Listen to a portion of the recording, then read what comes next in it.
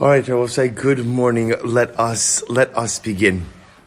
We have a really beautiful daf ahead of us today. We begin by thanking our sponsors, our TALMUD TORAH sponsors for the month of Adar Aleph.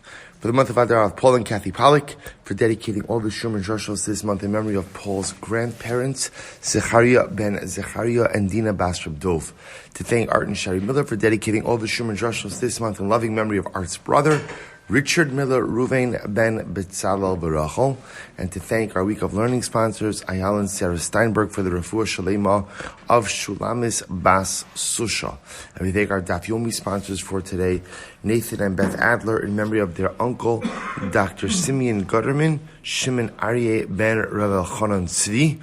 We hope that in the merit of our TALMUD TORAH, the neshamas will have an aliyah, the families, ein nechama, and all of those who need a refuah will have one together with Kol Cholei Yisrael. So we also dedicate our learning in the Zechus of Achinu Yisrael, who are in the various communities in the Ukraine, who obviously again face imminent danger, relocation, all different types of Chevlei Golos. We hope that in the merit of our TALMUD TORAH, Kadosh Baruch Hu will watch over them, and in Meretz Hashem, allow Shalom to permeate every corner of the world, B'karov. Well, so with that, let us begin. So we are up to Daf Tes Zayin, page 16. We are picking up on Tes Vav Amud Beis. You have a lot to do today. We're picking up 11 lines down into the intermediate wide lines on 16b. 15b, Tes Vav Amud Beis, 15b. So we'll say, so remember again, we're in the middle of the dramatic story of Elisha ben Avuya, of Acher. So the Gemara says, Rabbi Meir, Hechi Gomer Torah Mipumei. How was Rabbi Meir able to learn Torah from Acher? Remember, I'm going to say in one of the... So make sure that they could hear me. Oh, Bosa and Zoom, do you hear me all right? Yeah? Okay. Okay, so Bosa, sorry. Okay, so the Gemara asks, how was Rabbi Meir able to go ahead and learn Torah from... All right, one of these days I'm going to get someone to do all this stuff. All right, so the Gemara says as follows, Rabbi Meir, how was Rabbi Meir able to go ahead and learn Torah from Elisha ben Avuya, from Acher? After all, the Gemara says, Rabbi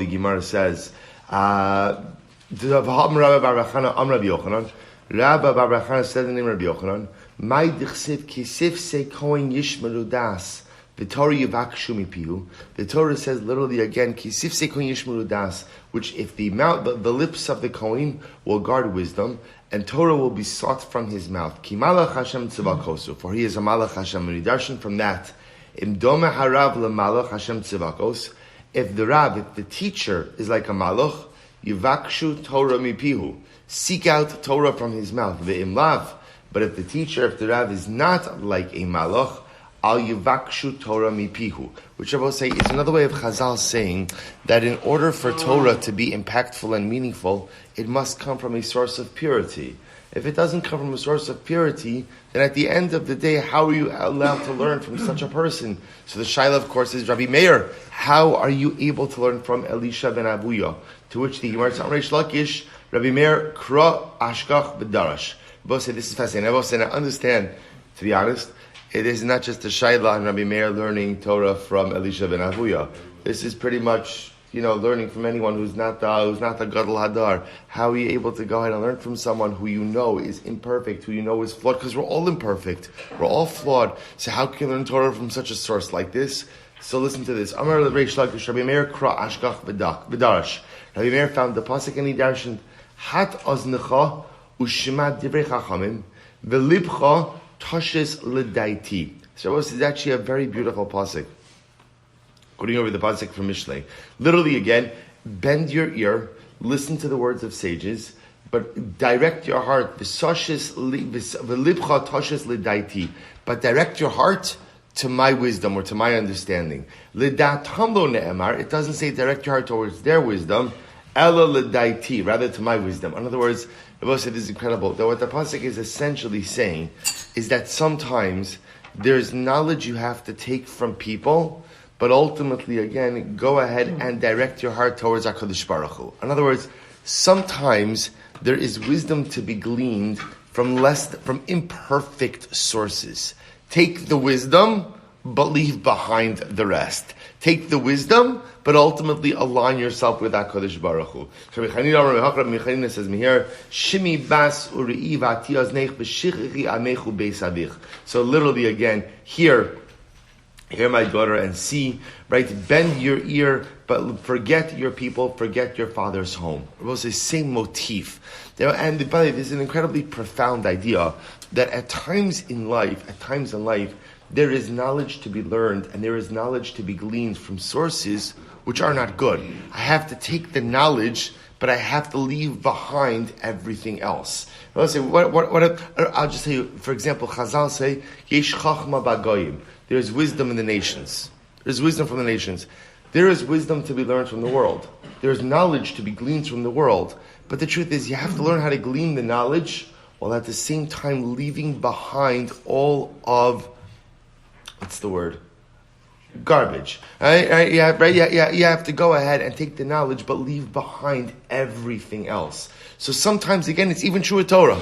Sometimes it's true with Torah that sometimes, again, I have to take the knowledge, but not the hashkafas. Right? I have to take the knowledge, but not the most. I have to take the knowledge, but so the knowledge is good, but ultimately, maybe there are qualities of the teacher, or aspects of the teacher that I'm not supposed to take with me. So Rabbi Meir was able to learn Torah from Elisha ben Avuya because essentially the Pesukim indicate you could listen to the knowledge, absorb the knowledge, but leave behind much of the other stuff. To which the Gemara says, kasher kra dadi. I will say, here's the problem now. Now we have contradictory Pesukim. Right, because now you have one pasuk saying that if the Rebbe is like a malach, then you should learn Torah from his mouth. And then the other pasuk says, other pasukim seem to indicate that you could take knowledge, but at the end of the day, leave behind a lot of the other stuff. So what's going on? To which one is lokasha habegadol habekatan. We'll say this is fascinating. One is talking about a gadol, right, an adult, and one is talking about a katan, a child. So the Gemara says, well, so what does this mean? So a gadol is old enough and sophisticated enough, right? Part of adulthood is knowing how to do borer, right? Take the ochel, leave the psolas. Take the good, leave behind the negative.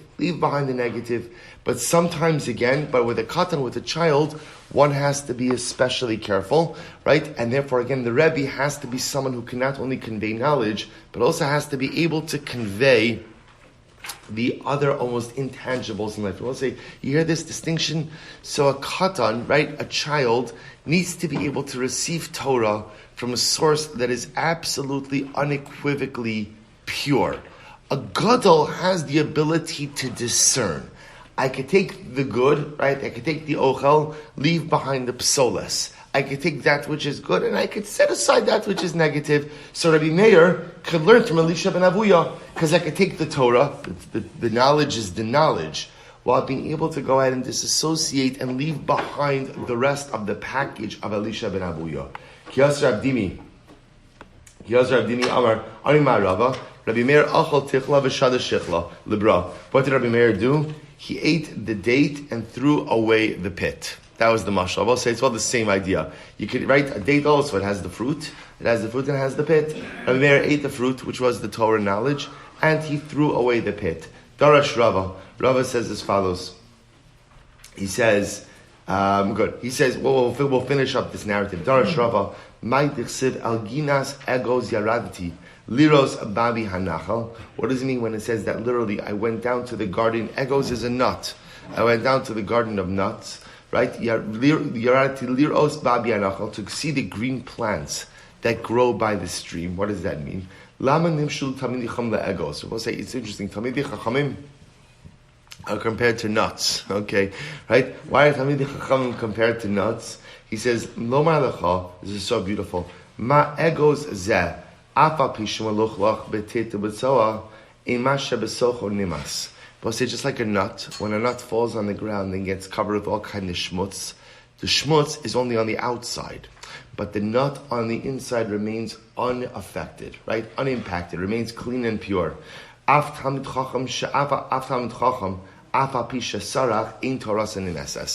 even if a Talmud Chacham does the wrong thing, right? Even if a Talmud Chacham, so to speak, really goes off the derech, understand the Torah inside of him remains pure. And I will say, of course, this is kind of the Elisha ben Abuya story, and this is Rabbi Meir, right? Rabbi Meir goes ahead and learns Torah because the Torah is pure. Elisha ben Abuya, we see this struggle inside of him. He wants to do the right thing. He wants to come back. The Bas Kol's telling him he's not welcome back because the Torah inside the nut, the shell, is all sullied. Shell is all sullied.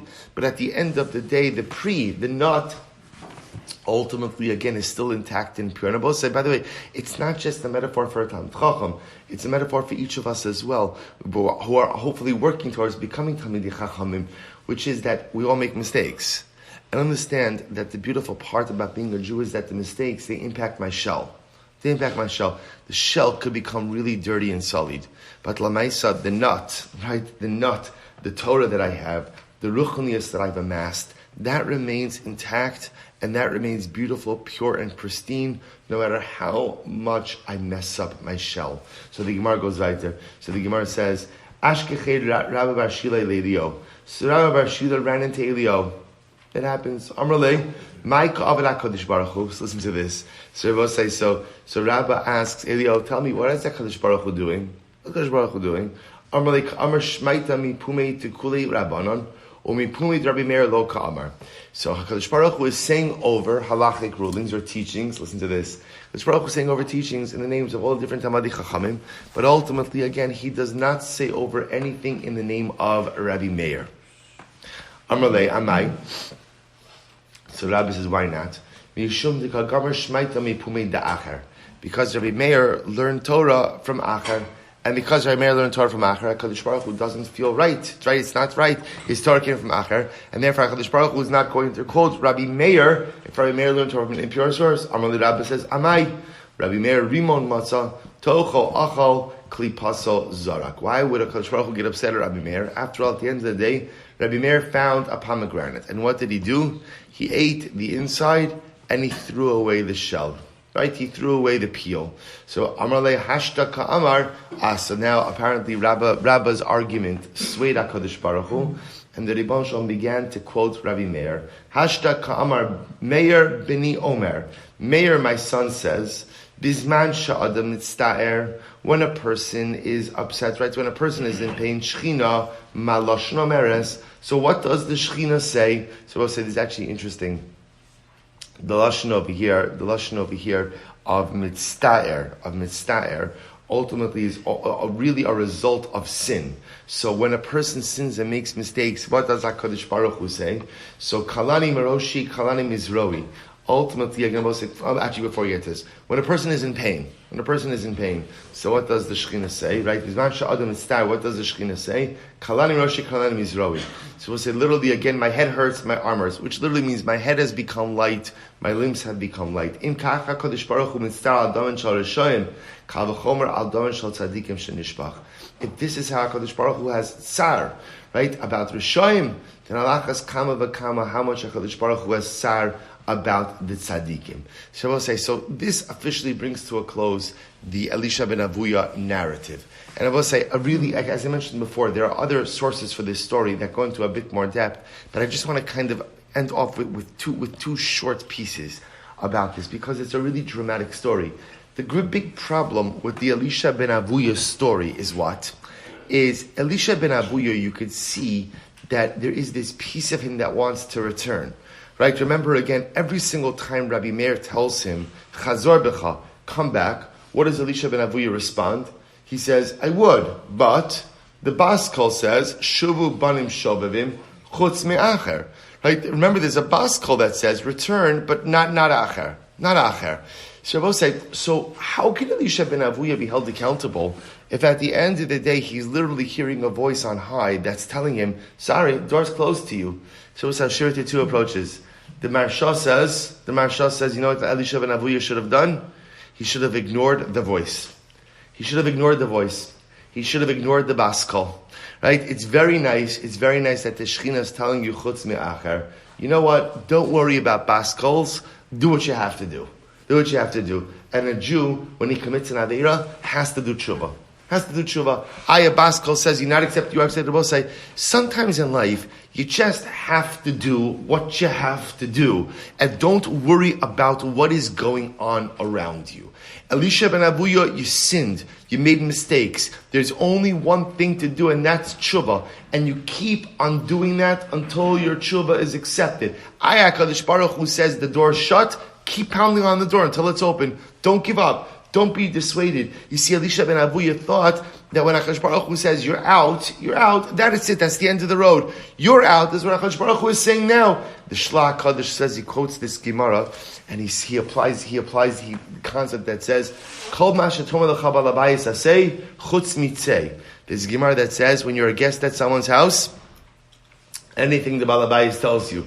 He tells you to bench. He tells you to take food first. He tells you to have another glass of wine. Anything he says you have to do, except if he tells you to get out. Interesting Gemara. Right? If your host tells you, well, time to leave, you can say, no, I'm not ready yet. Right? We've all had company like that. Right? They'll say, so at the end of the day, right? At the end of the day, anything that Baal Habayis tells you to do is except get out. And the Shla says, Elisha ben Avuya should have learned that Gemara. He knew Kala Torah Kula. He should have realized, even if the Baal Habayis tells you, Kadosh Baruch Hu tells you to get out, you don't have to listen. Even if Kadosh Baruch Hu tells you, I don't want your tshuva, don't listen. Kadosh Baruch Hu tells you, you'll never be accepted, don't listen. Do what you have to do. That's the Maharsha's approach. Rabbi Soloveitchik, in one of his tshuva drushes, said something absolutely amazing. He says, Elisha ben Avuya heard the Baskol that said, Shuvu banu shovimim, chutz me'acher. And Rabbi Soloveitchik said, Chas v'shalom, that Hashem said, chutz me'acher. Chas v'shalom, that God ever said such a thing like that. Kadosh Baruch Hu never said it. But it says, chutz me'acher. Rabbi Soloveitchik's lashon is, Richuko garam lo lishmoa davar zeh. God never said it. Elisha ben Avuya heard it in his own head. See, Avosai, in life, when you think that you're broken, you assume everyone else thinks you're broken also. When you think that you're a nothing, you assume everyone else thinks that you're a nothing as well. Do you know the irony? It's not irony. The tragedy of the Elisha ben Avuya story? Every single day, HaKadosh Baruch Hu is calling out to Acher. What is he calling out to Acher? Shuvu banu banim shovavim. Every single day, the Ribbon Shalom is telling you, Elisha ben Avuya, come back. I love you. I want you. I need you. And Elisha ben Avuya is so broken and so down on himself that after HaKadosh Baruch Hu says Shuvu banu shovavim, the voice inside Elisha ben Avuya's head says, Chutz me'acher. Oh no. He's not talking to you. He's not talking to you. Right? He's talking to everyone else. No. You're Ruchuko Garam. That's not you. That's not you. And I will say how profound. Right? When we think poorly of ourselves, it's very hard to kind of lift yourself up when you have no self-worth. Very hard to lift yourself up when you don't believe in yourself. Very hard to lift yourself up when you believe that you're just shivrei kelim, broken utensils. And this is the tragedy of Elisha ben Avuya's story. Whether it's like the Rabbi Soloveitchik, that Kadosh Baruch Hu never said chutz me'acher, but richuko garam, this is what he heard in his own head. Or like the Maharsha, no, God did say it. God did say chutz me'acher. But don't worry about what God says. Just worry about what you have to do. And what you have to do is tshuva. What you have to do is turn your life around. What you have to do is get your life back on the rails. Worry about that. Elisha ben Avuya's story could have had a different ending. I'll say that's the tragedy over here. The tragedy is not a man who went off the derech. Unfortunately, that happens all the time. The tragedy of Elisha ben Avuya is that he never got his life back on the rails when he could have done so. And what a musaf for us, I will say, because sometimes stuff happens to us, we make bad decisions, life gets off the rails. That's terrible. What's even more terrible is when you don't roll up your sleeves and try to right the ship. When you don't go ahead and roll up the sleeves and take the reins of your life and try to do things differently. That's the real tragedy of our narrative. And that's the Musar Haska from Elisha ben Avuya. Incredible. Says the Gemara, Shmuel Rabbi Yehuda, tell me every dasha. Shmuel found Rabbi Yehuda, and Rabbi Yehuda was sitting or standing by the doorway. So the Gemara said, V'kabach, and he was crying. Amar lei shinina, my kabachis. So Shmuel says, Rabbi Yehuda, why are you crying? Sharp one, which was a compliment. Why are you crying? Amar lei, So Rabbi Yehuda was davening about was crying about the following pasuk. Ayeh sofer, ayeh shokel, ayeh sofer hamigdalim. So the Gemara says, so it quotes the pasuk. Where is the scribe? Where is the one who measures? Where is the one who counts the migdalim, the towers? So it says the Gemara, ayeh sofer. What does that mean? Shahayu sofer called osio shebatorah. This is the first Talmid Chachamim who were so smart that they knew how many letters there were in the Torah. Ayeh shokel, where is the one who weighs? Shayu shoklin kalin v'chamurin. They used to make kal v'chomers shebatorah. Ayeh sofer samigdalin. What does it mean? The counters of the towers. Shayu shonin gimel meos halachos b'migdal haporech ba'avir. So what's the migdal haporech ba'avir? Rashi points out is a section of the halachos of Tum and Tara. So there were Talmidei Chachamim who used to learn out 300 halachos in Tum and Tara Migdal Porech. Va'am Rabbi Ami Tlas Mea Bayi Bo Doeg V'Achitofel Migdal Porech Ba'avir. That ultimately again Doeg and Achitofel. So I'll say, remember again, Doeg was the Av Beis Din during the times of Shaul. Achitofel was one of the advisors of David HaMelech who joined the rebellion of Avshalom. So they were such big Talmidei Chachamim that they spoke out 300 questions in this Sugi of Tuman Tara. Utnan, we learned, Gimel Malachim Ba'arba Hadyotos Elam Chid Yolam Haba. There are 3 kings and 4 regular people who have no portion in the world to come. And amongst 2 of the regular people was Doeg HaEdomi and Achitofel.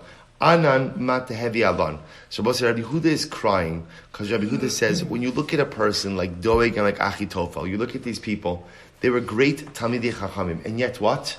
Their Torah did not save them. Their Torah did not save them from going off the derech.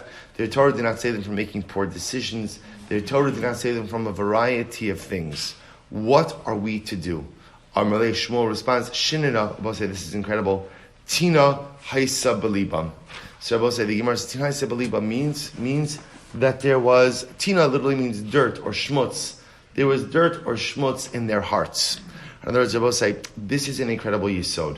What Shmuel was saying to Rabbi Yehuda was say, when you see great people do bad things, and the truth is, it's not just great people, when you see good people, ordinary people, do bad things, that means there's something broken inside of them. See, Rabbi say, in our essence, we're good. All of us are good. We're all good.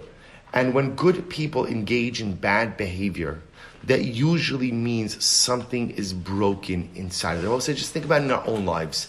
When I commit Navera, so I know it's wrong. I know I shouldn't be doing it. So why am I doing it? Usually because there's something misfiring inside of me. I'm unhappy about something. I'm depressed about something. I'm upset about something. I feel down about something. I have some unresolved issue. Sin often comes along kind of as like I think it's going to help. Or it's an escape. The idea is when good people do bad things, there's something broken inside of them. So Shmuel says to Rabbi Yehuda, Doeg, Achitofel, these were great people who did bad things, but that's because there was something fundamentally broken inside of them that they did something wrong. And the same thing with Elisha ben Avuya. Rabbi say, watch this. So according to that logic, what was broken inside of Elisha ben Avuya that caused him to engage in such terrible behavior? Zemer Yevani La Pasek Mipumei. He was very into Greek music. So the Rashi says over here, Zemer Yevani La Pasek Mibeisa, Rashi says. So Rashi says the issue over here was that he was too into music when he should have diminished his listening to music because of the Churban, because of the destruction of the Beis Hamikdash. Let's say, I think Pasha Pshat, you know what it's saying? He listened to non-Jewish music. He listened to it. Now, you'll say to yourself, wow, that's it? Right? Like, that's the totality of it. So, say, what sometimes we forget to realize in life is everything we do has an impact on our ruchnius. Everything we do. And the truth is, even non-Jewish music, which often has lyrics which are antithetical to the hashkafas of our life, one has to be careful. Oh, now, say, is this the biggest problem in Klal Yisrael? Is this the biggest problem? It's not a question of a problem. It's just a question of being aware that everything I do has an impact on my ruchnius. So ultimately, again, says the Gemara, Elisha ben Avuya, you're listening to Greek music. Understand, you listen to Greek music for long enough, it takes its toll on your neshama. Now, again, I want to be clear: is the Gemara saying that this is what's responsible for Elisha ben Avuya's spiritual demise? Probably not, but it could be one thing among many.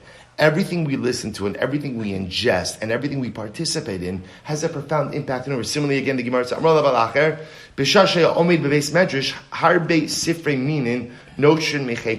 Gemara gives another example of it. The Gemara says that when Elisha ben Avuya would stand up in the Beis Medrash, what would happen? So books of Greek philosophy and apicursus would fall off his lap. In other words, apparently, Elisha ben Avuya had some other stuff sitting in his Gemara, right? So he had the Gemara open, right? It brings back some childhood memories, right? He goes, right? He had the Gemara open, right? And he had some other what he calls Sifrei Minos, books of apicursus inside of his Gemara. We'll say the idea is that Elisha ben Avuya was exposing himself to influences that were not the right thing. The music has an impact. The literature we read has an impact. Everything we participate in has an impact on who and what we are. And Rabbi said this is the most important thing, because sometimes what we do is none of us are perfect and we all engage in different things. But as long as we're cognizant that when we put on a certain type of music and we read certain types of things, don't think it doesn't have an effect. That's all. In other words, I might do it anyway. But be very well aware that it has an impact on who and what you are. That's all. Sometimes in life I'm going to do it regardless.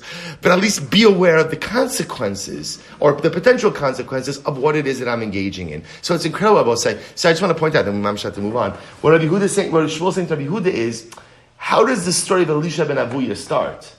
It doesn't start with the Pardes. Rabbi say we're introduced to Elisha ben Avuya in the Pardes. Shmuel says to Rabbi Yehuda it actually starts much, much earlier. It starts with some Greek music and some Greek apicursus. That's how it started, which by itself is totally innocuous. Right? Not totally innocuous, but generally innocuous. But do enough small things over a sustained amount of time, and you end up in life in a place that you don't want to be in. It's almost like there's like real apicursus and there's like gateway apicursus, right? So gateway apicursus, right, is sometimes these little things that chip away at a person's ruchnius until one day I'm someone that I don't even recognize. The Gemara goes right there. Sha'ol Nimos Hagardi is Rabbi Meir. So this guy, Nimos Hagardi. Nimos Hagardi, I will say, apparently Gardi is a weaver. This is his name. Nimos Hagardi is Rabbi Meir. So the Gemara says, Kol Omer Dinachas Liora Salik. Does every piece of wool that goes into the dyer's vat come out fully dyed? In other words, what he was asking Abosei was, does everyone who learns Torah, is everyone protected? Does Torah protect everyone? Amarle, Kaman Havanaki Agavime Salik. Kol Delo Havanaki Agavime Lo Salik. If the wool is clean, then the dye takes.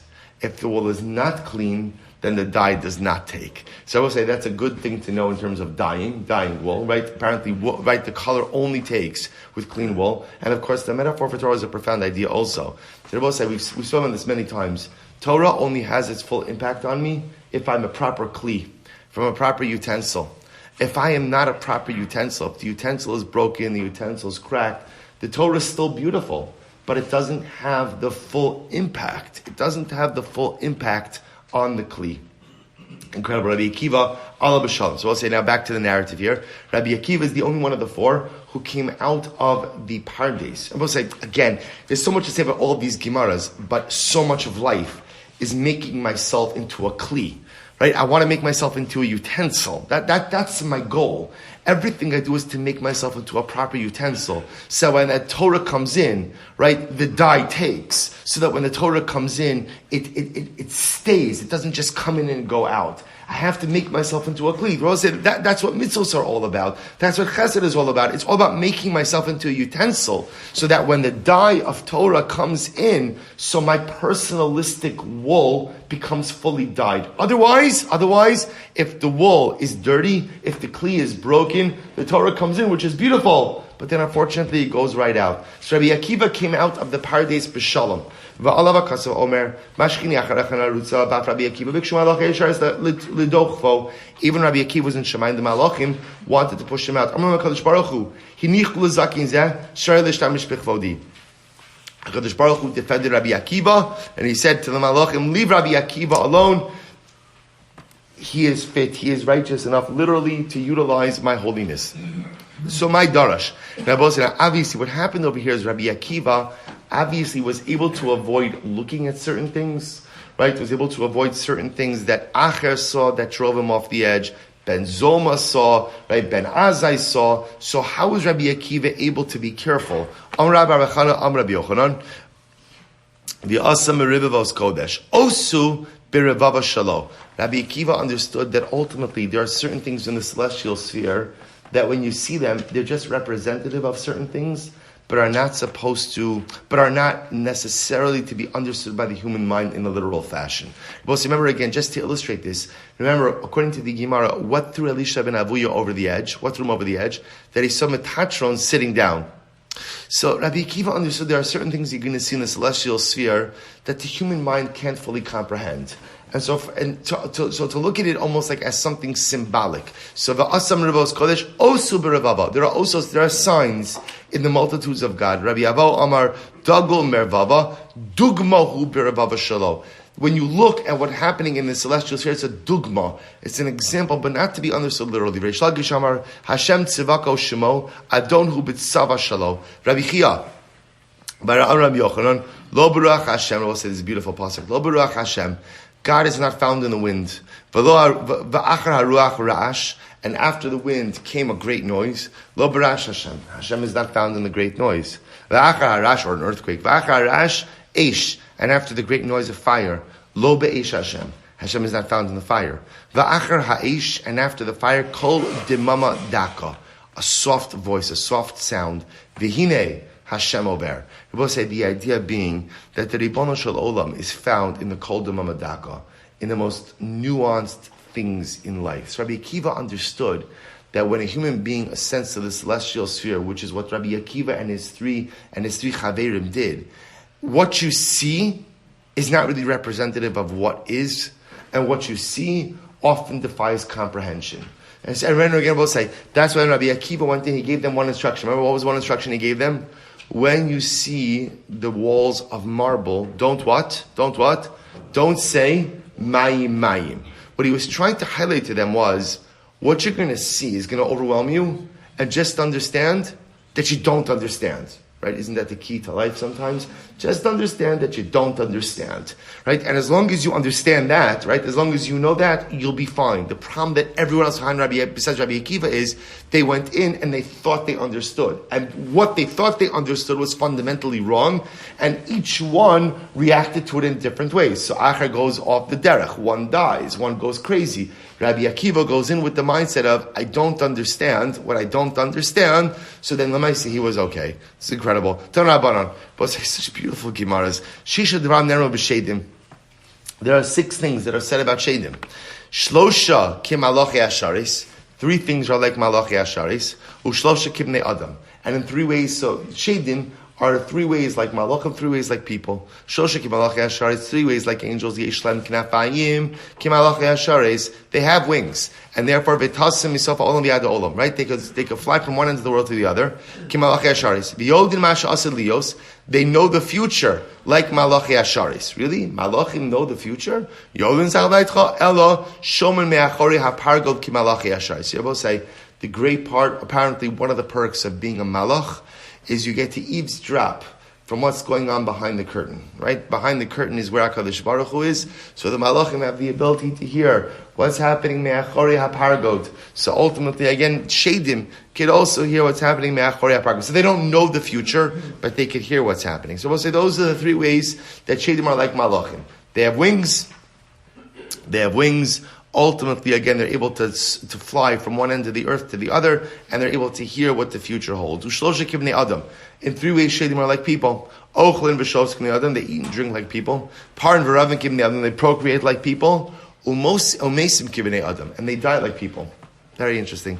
Shishit dvarim ne'emru b'nei adam. But let's say there are 6 things that are said about people. Shlosha ki malachi asharis, shlosha ki behema.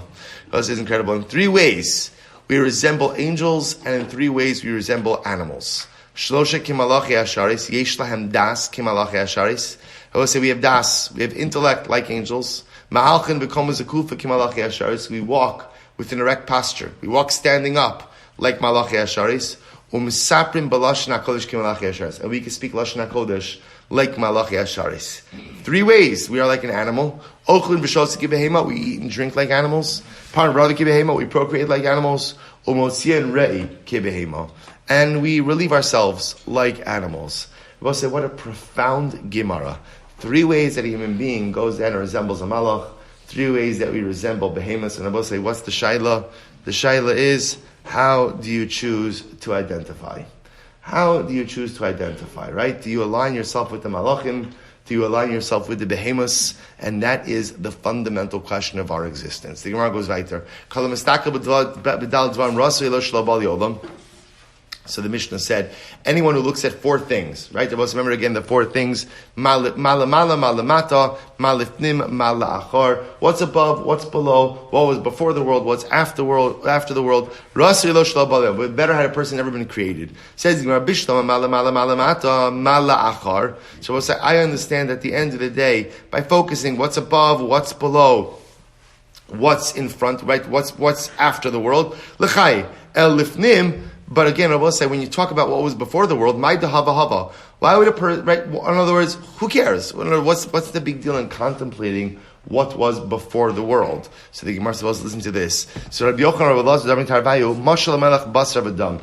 This can be compared to an earthly king. Shamar li avada binu li paltering gdolan ala ashpa. Built for me a brand new palace on a garbage dump. So halchu banalo, they built it for him.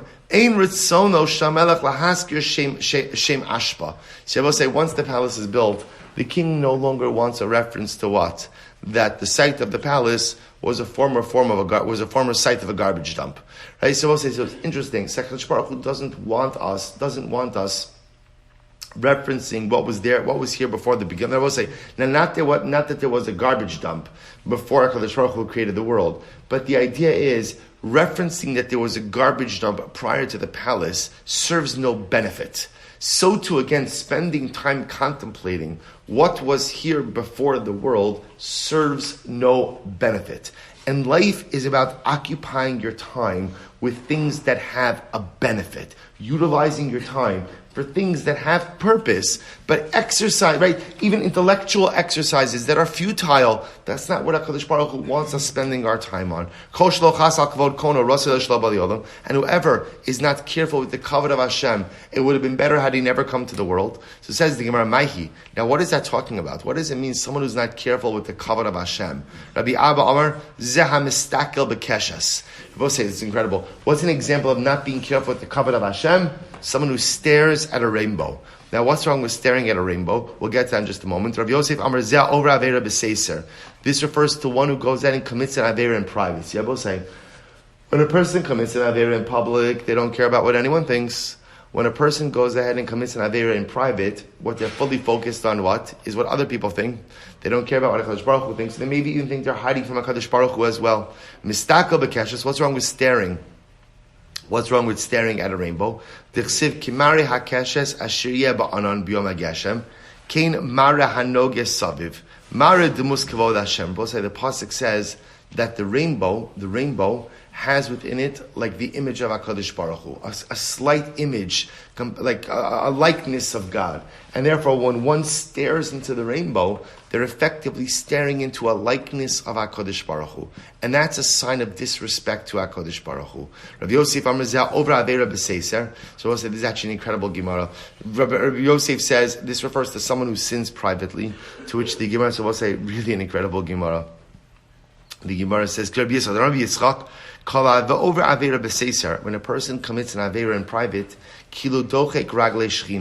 it's as if he's pushing away the feet of the Shechina. Shnei Amar, Ka Amar Hashem Kisi, Va'aretz Radom Ragli. Hashem said, the earth, the Shamayim is my throne, and the earth is my footstool. So we'll say, when a person goes ahead and does an Avera in private, it's almost kiviyachal, like they're trying to say, like the Shechina won't see me.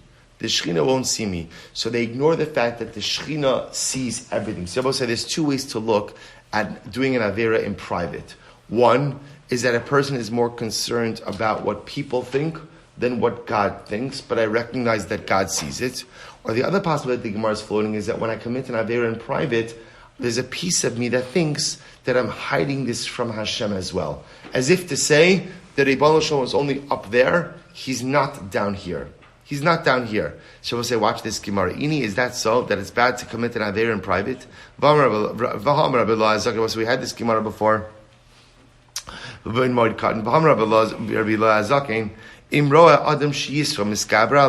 it's a very profound Gemara.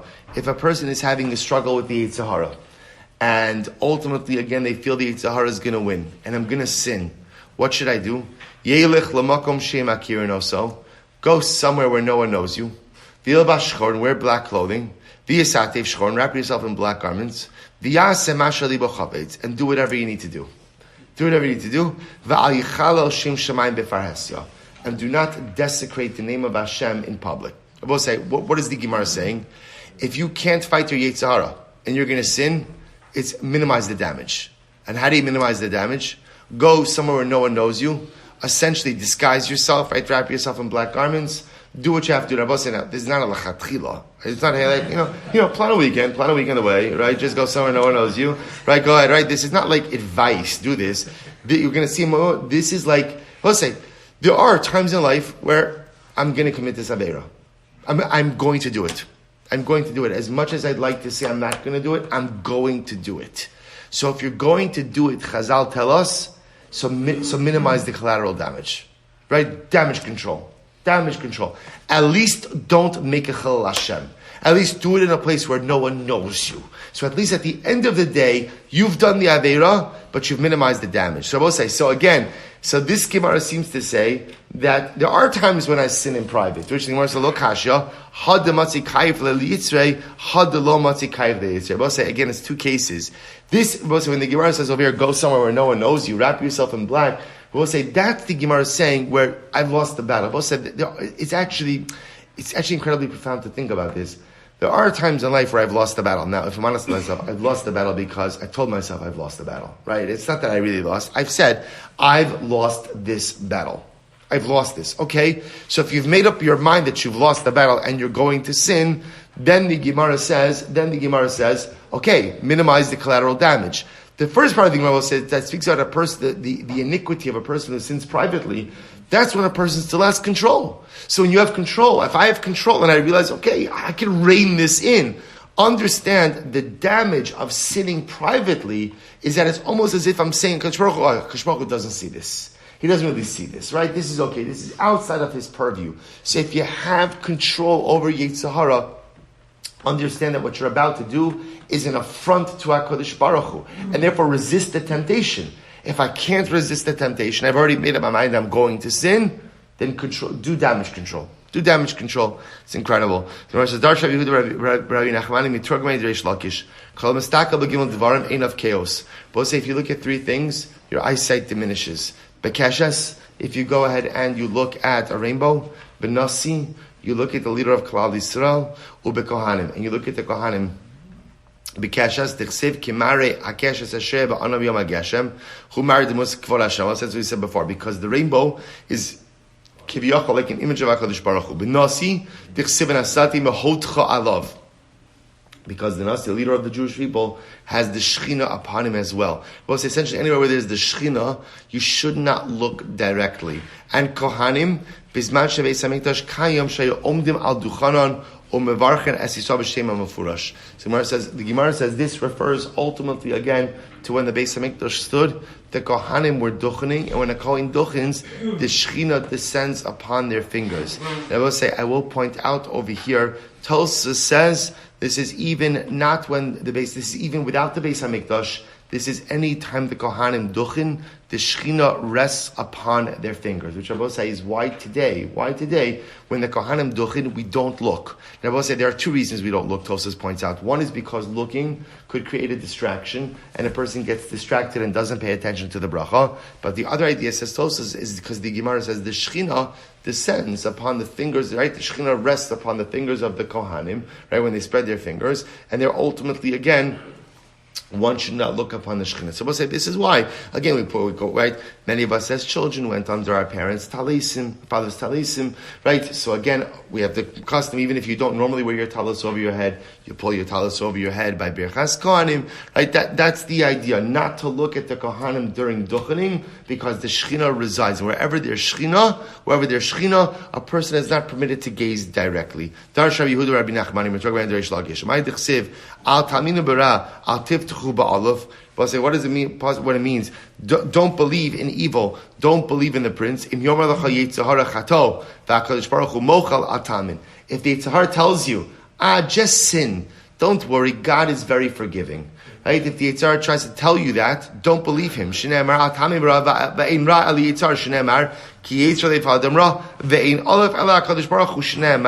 Aleph Nurei Ata. Shabbos says, so at the end of the day, by the way, this is a very profound idea. If the Yitzhahara tells you, just do what you want to do, because God will forgive you anyway, don't believe that advice, because it's not true. Abosai, the Rambam says in Hilchos Tshuva, that a person who says, Echte va'ashuv, Echte va'ashuv, it's okay, I'll sin, I'll just do tshuva afterwards, Ein mekabin mimenu tshuvaso. Such a tshuva is not accepted. If I sin, because I sin, I do tshuva, but a person who sins, I know what I'm doing, and I rely on tshuva, that doesn't work. The tshuva doesn't work in such a situation like that. Shemen tamar mi maybe, but says in this Gemara, maybe you'll say, come on, who's gonna know? Who's gonna know?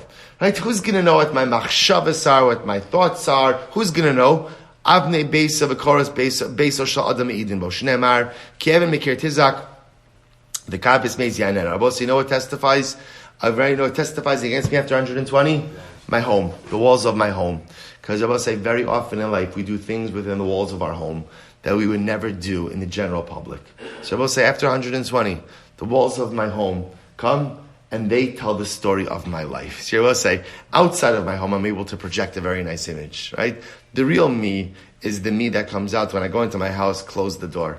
And after 120, the walls of my home come, and then you give testimony before the Beis Din Shamal about the person I really was. Not about the image I put on, because we all have two images, right? The image, the public image, the private image. The walls of my home come to attest to my private image. V'cham say, Nishmaso sha'adam me'idabo. We'll say, listen to this. We'll say, you know what the neshama is like?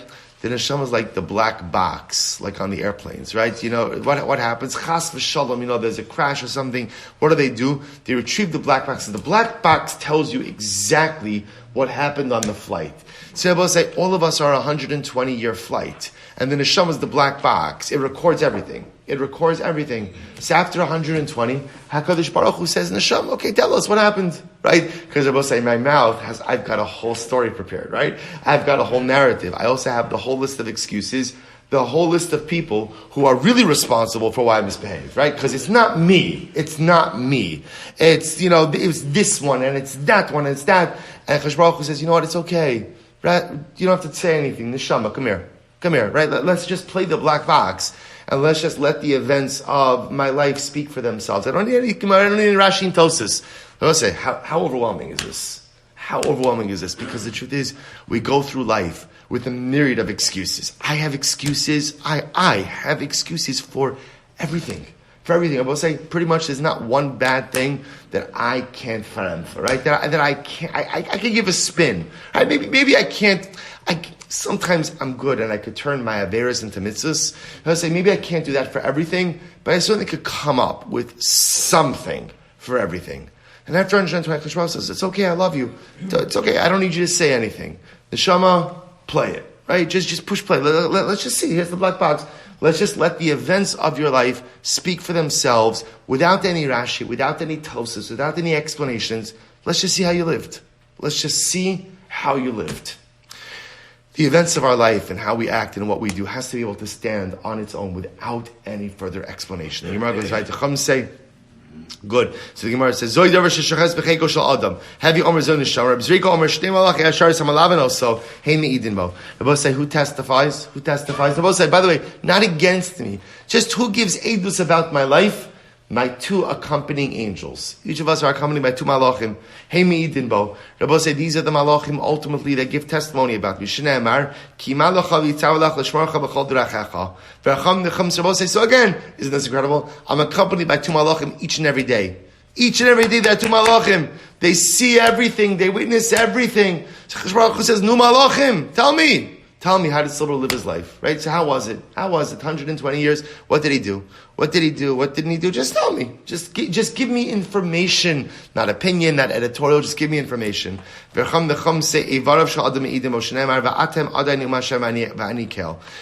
say it's the limbs of a person's body that gives eidos about how they live. They will say, here's one incredible thing. Once they come down there amongst all of these things, who doesn't give eidos about how I lived? Who doesn't give it? Me. I say, isn't this the most incredible thing? Right? The one person who does not give testimony about how I lived is me. HaKadosh Baruch Hu does not ask me, tell me, Neshamallah, tell me, how did you live? Sheifallah, tell me about your life. There's no exit interview, right? When I leave this world, there's no exit interview. HaKadosh Baruch Hu says, tell me, how did it go? HaKadosh Baruch Hu is not interested in my editorial. What he's just interested is in fact. So he just gets facts. Who does he get the facts from? The walls of my home. Who does he get the facts from? My neshama. Who does he get the facts from? My limbs. Who does he get the facts from? The malachim. He doesn't ask me. Because he knows me well. And he knows that if he asks me, I'm going to give him a whole different story. Right? It's going to be great. It's a good story, by the way. It's a really good story. Shmuel says, okay, I love you. I accept you for who you are. But I don't need your spin. I just want the facts. Let's just look at the facts about how you live. We will say, we have to live a life where the facts can stand on their own and don't need any editorial comments. Halavai we should be zochah to live lives like that. We'll say Mishnah. Yossi ben Yoezer Omer. We'll say back to Chagigah. Yosef ben Yoezer says, we'll say it's a great Mishnah. Lismoch. We'll say this Mishnah now speaks about the machlokes of smicha on Yom Tiv. Right? It's hard to come down from Ma'aseh Merkava to smicha on Yom Tiv. I'll say, but again, so what's the shaila? Do you lean? Smicha is the din that I lean on an animal before I offer it up. So do you do smicha on Yom Tiv as do you do smicha? So watch this. Yosef ben Yoezer Omer Shlo Lismoch. Yosef ben Yoezer says, don't do smicha. Yosef ben Yochanan Omer Lismoch. Yosef ben Prachi Omer Shlo Lismoch. Nita ha'arbeli Omer Lismoch. Yehuda ben Tabai Omer Shlo Lismoch. Shimon Shedach Omer Lismoch. Shmaya Omer Lismoch. Avtalin Omer Shlo Lismoch. Hillel Menachem lo nechlaku. Hillel Menachem didn't argue about this. We don't know who Menachem is. Yotze Menachem nichna Shammai. Menachem left. Shammai came in. Shammai Omer Shlo Lismoch. Hillel Omer Lismoch. So both say, by the way, what a great Mishnah, right? What a great Mishnah. Both say, it's just every single person's opinion. I will say, now, by the way, Both say to yourself, what a strange Mishnah. I want to show you something amazing. Before you turn the page, go back to Rashi. Rashi, 6 lines up from the bottom, and Rashi, 5 lines up, 6 lines up. Yossi ben Ezra Mishal Lismoch b'Yom Tiv. V'zo hi machlokes rishona shahaisa b'chachmei Yisrael. I will say, this is wild to wrap our head around, and we're going to talk about this more. The first machlokes, that was like a broad range machlokes, a multi-generational machlokes. The first machlokes between Chachmei Yisrael was Smicha and Yom Tiv. That was the first machlokes. The first machlokes of Klal Yisrael, of the Chachamim. So we're going to see what that means. Of the Chachamim was Smicha on Yom Tiv. Smicha on Yom Tiv. So turn the page. And we'll say, now remember again, in this discussion, the discussion is framed, the machlokes is framed in pairs. So the Mishnah says, Harishonim hayu nisim, ushniim lahem av bezdin. The first person mentioned in each pair is the nasi, and the second was the Abbez. So let's remember again. So remember, Klal Yisrael, this is probably when we didn't have a king. When we didn't have a king, there was like a two-headed leadership model. There was what's called the nasi. The nasi was kind of like the closest thing we had to a melech, to a king, right? And then there was the Av Beis Din. The Av Beis Din was in charge of the Sanhedrin. So they're often looked at as partners, but in reality, the Nasi was really the more important position, with the Av Beis Din directly below him. Says the Gemara, Tanra Abanan, Shlosha mizugos harishonim she'amru shal lismoch, Ushnayim mizugos hachorim she'amru lismoch. There are 3 of the pairs. We have the earlier pairs who said don't do smicha and yom tiv. 2 of the pairs who said do smicha and yom tiv. Hayu nisiyim ushnayim lam avos. They were the Nisim, and then ultimately the second names were the Avos Beis Din. Rabbi Meir. That's Rabbi Meir. V'cham the Chum say, Yehuda ben Tabai Av Beis Din. Shimon ben Shetach Nasi. They say no, in that order, that grouping, ultimately Yehuda ben Tabai was the Av Beis Din, and Shimon ben Shetach was the Nasi. Now both say, just remember that. So the point over here is, there's a machlokes in Yehuda ben Tabai and Shimon ben Shetach. Was Yehuda ben Tabai the Nasi and Shimon ben Shetach the Av Beis Din? Or was Yehuda ben Tabai the Av Beis Din and Shimon ben Shetach the Nasi?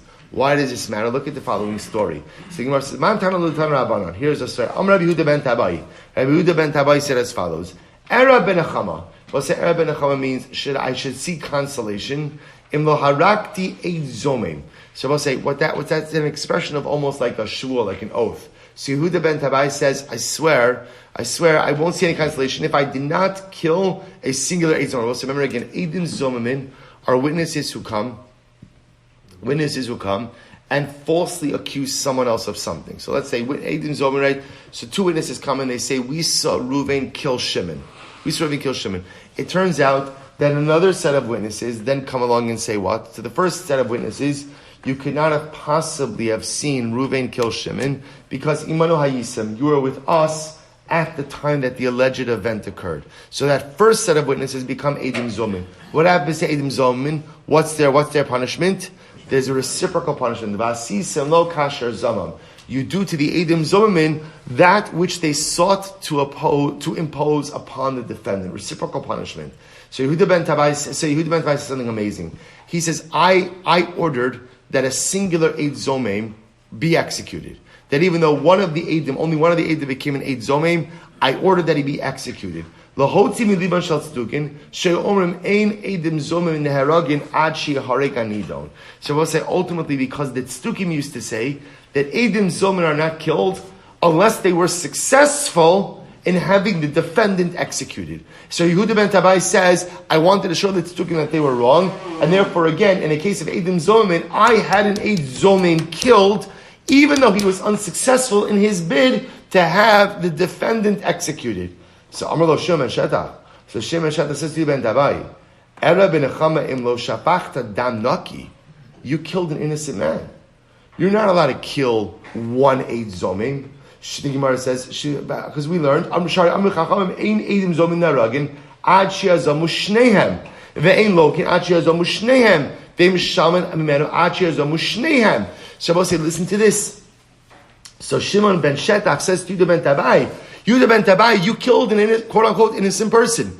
Because the halacha about Eidim Zomim is what? The halacha about Eidim Zomim is you could only visit punishment upon Eidim Zomim if both witnesses are found to be Eidim Zomim. If ultimately only one of them is an Eid Zomim, you cannot execute or punish based on one. So Shimon ben Shetach says to Yehuda ben Tabai, you are responsible for executing a quote-unquote innocent person. So the Gemara says, what happened? Miyad kiba Allah Yehuda ben Tabai shenamora halacha ela b'fnei Shimon ben Shetach. Yehuda ben Tabai from that moment took upon himself that he would never again paskin halacha, not in the presence of Shimon ben Shetach. In other words, he took upon himself that he would not paskin halacha unless, of course, Shimon ben Shetach was there to make sure that his ruling was correct. The Gemara tells the story, Kol yom Yehuda ben Tabai hayim mishtatech al kiva she'ol saharag. Every single day for the rest of his life, Shimon ben Shetach used to go to the grave of that witness who he was responsible for executing, and he would daven by a kol nishma, and he would cry over that grave for having wrongly executed this man. People used to think, I will say, that it was the voice of the witness who was wrongly executed who was crying out. They did not realize that it was Yehuda ben Tabai. They thought it was this person crying out from beyond the grave. Amar lahem kolihu.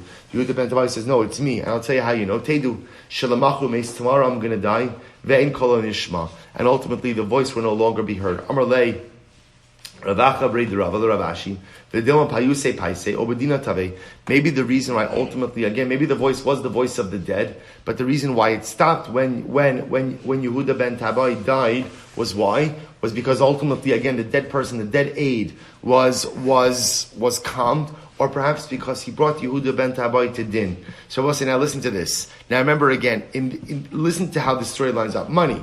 Rabbi Meir, Damar Shimon ben Shetach, Av Din, Rabbi Yehuda ben Tabai Nasi, Haynu de Kamori Halacha b'fnei Shimon ben Shetach. So we'll say, if you go with the approach that Shimon ben Shetach was the Av Din, and Rabbi Yehuda ben Tabai was the Nasi, That's how Rabbi Yehuda ben Tabai would have the right to paskin halacha in front of Shum and Shetach to begin with, right? Because again, he has the higher position. So, but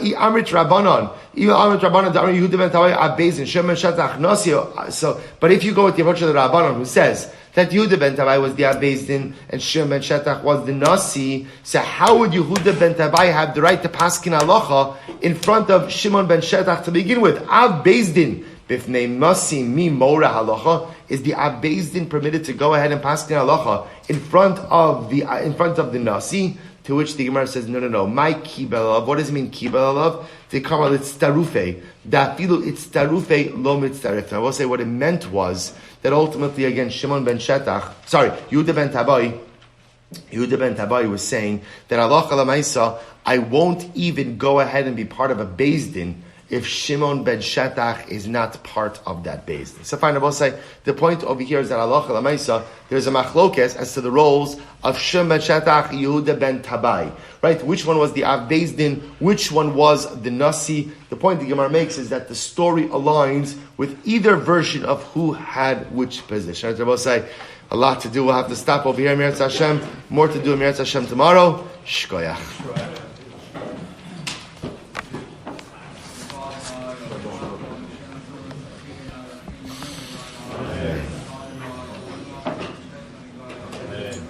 All right, Chevron, everyone a good Shabbos. Dr. Lussman, good Shabbos.